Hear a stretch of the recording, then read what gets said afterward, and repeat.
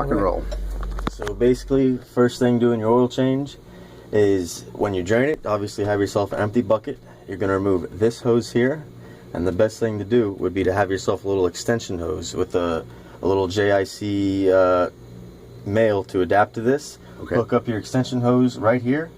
Extension hose in the bucket. Don't worry about putting a cap or nothing on this loose empty fitting here.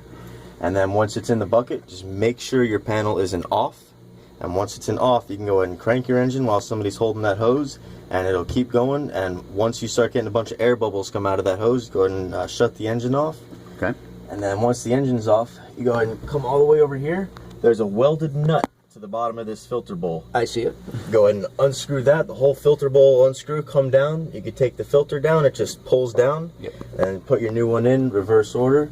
And then you could obviously also hook this hose back up. And then this thing here, that's not too bad. You don't never need to wrench that down. Right. Just fill oil right there. Okay. Once you have it full of oil, filter on, come over here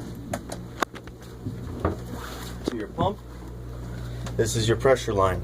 Go ahead and crack this and shake it a little bit to let all the air bubbles come out of that to bleed all the air out. Okay. Tighten that back up. Your oil level may drop a little, top off as necessary, and you should be good to go. And then once you go to center on and stuff, it may take a little more oil down, and so it may take a couple runs for you to get to top the oil off where you want it. And the capacity of that reservoir? For what you have here, I would say about 3 gallons. No more than 4, maybe a hair more than 3, but okay.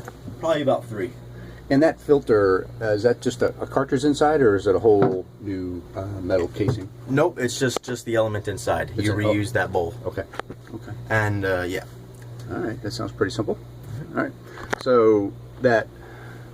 Yep, that one right there. But that hose, you're saying that it's really coming out of here. Yeah, the oil's going to come out of this hose. I mean, if you could get this in a bucket, but just because of how that angle is, we would normally just stick an extension hose on there, so it's just easier to get into a bucket. But realistically, as long as you just get this into a bucket, that's where the oil's coming out, right here. Because the oil level's right about there. Yeah.